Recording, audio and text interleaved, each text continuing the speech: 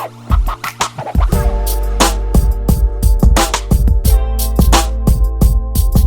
back to another episode of Simplyrobotix, the podcast. I'm your host, Monique. I am joined once again by Jaren, and we have someone that is no stranger to the show, Marcus, and we are going to be recapping episode 8 of Marvel's What If series, and the title of the episode is What If Ultron Won? Jaren, you're making a face. What's going on? I just want to say that I was right. Finally, when this episode was happening, I was like, good for Jaren, because if something didn't connect, I think you would have just like imploded. I think it all connects. I'm kind of with you.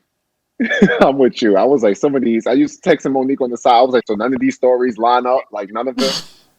At first I was like, well, maybe not, because at one point the episodes didn't line up with what was leaked.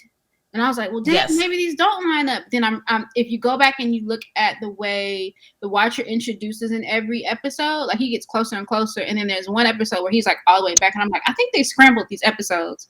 But now it makes sense. He was shook. He was just like.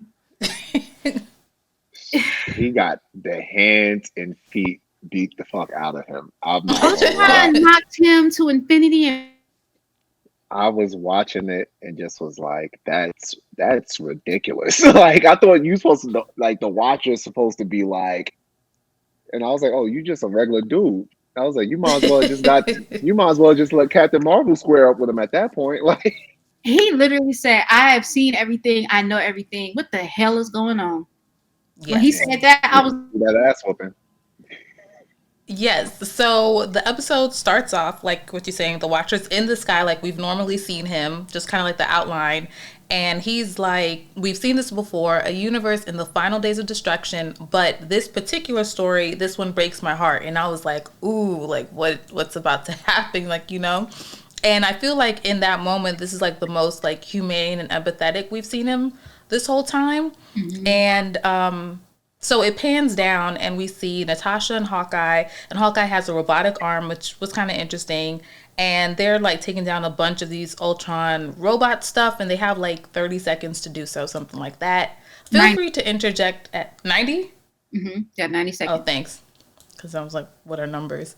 So as this is happening, Hawkeye gets his like arm blown off or whatever, and Natasha saves him, and then we pan back up to the sky, and the Watcher is like, the end of the world began with one man's dream. Cut to Tony, and he saw a world of peace with the Mind Stone. Tony Stark created Ultron, but Ultron only saw one path to peace.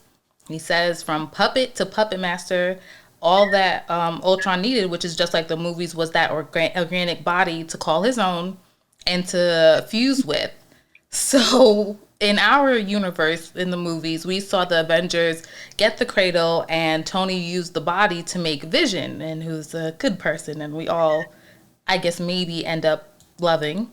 I like him a lot now because of WandaVision. Yeah, I didn't care for him before WandaVision, but in the universe that we're seeing at this moment, this is where Ultron actually got the body.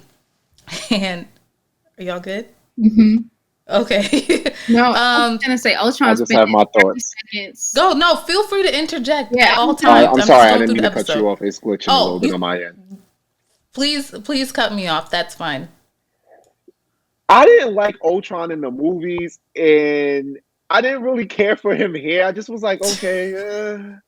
And when he killed Thanos, I'm sorry if I'm jumping. When he killed Thanos that easy, I was like, all right, yeah, I've mentally checked out.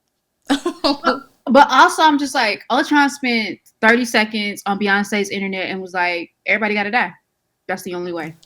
Yes. And even though he achieved that, it still wasn't enough for him.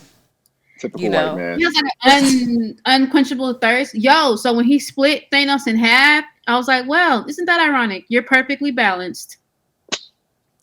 So you don't like Thanos? We might have to fight.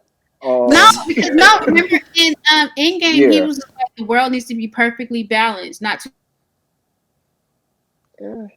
out of the portal, and Ultron was like, oh, look at that. That's interesting. Slice. But And that's see, the end of that. what I didn't like about it, because then it made it seem like all Vision had to do was shoot him and cut him in half in Endgame. I feel like they kind of, you know what I'm saying? Yeah. If you're saying the Mind Stone was strong enough to kill him with all the Infinity Stones, why didn't Vision just do that from jump?